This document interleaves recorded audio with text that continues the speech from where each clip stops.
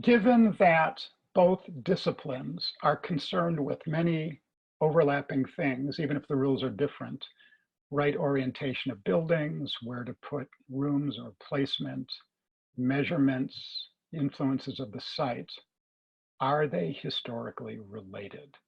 Well, I have asked masters in both lineages this question, and I have been told by masters in both lineages, Feng Shui and Vastu, that the memory is preserved in their lineages that Feng Shui comes from Vastu.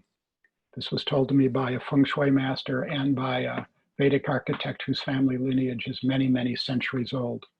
So, and this seems quite reasonable that Feng Shui may have its origin in Vastu, because we know that Buddhism was also transmitted across the Himalayas from India into China. And we understand that some Chinese brush painting techniques are also thought to have been transferred to India as well. And some have made the case that Oriental martial arts derived originally from martial arts practiced in India. So it seems quite plausible that an architectural system may also have made its journey across the Himalayas from south to north. Now, what might we actually know historically on this subject? Well, sadly, less than we might have, because the man who is known as the first emperor of China, who established the Qin dynasty in 221 BC,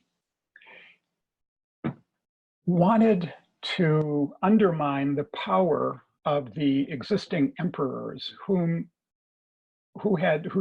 dynasty had been in power for between 800 and 1,000 years, and so they were highly venerated, so he couldn't just push them away.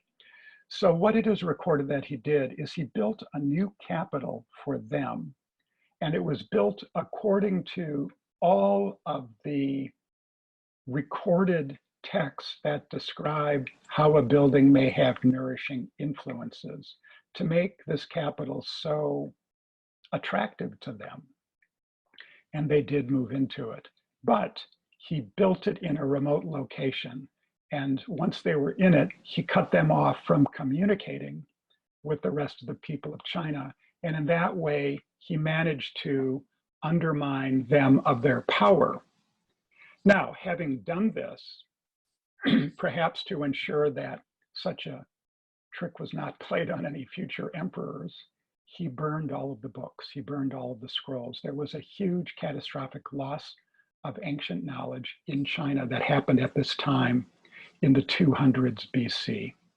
And so it's only by the Sung dynasty, which is from about 620 to 900 AD, long later, maybe roughly 800 years later, that Feng Shui is widely thought to have become much more than just a system for laying out tombs, and to have really become a system for designing homes. And so this resurrection of it is relatively recent. And there are many schools of Feng Shui. It's not a single discipline, but the many schools suggest to us that there was some seed historical knowledge or discipline which may have been transmitted across East Asia.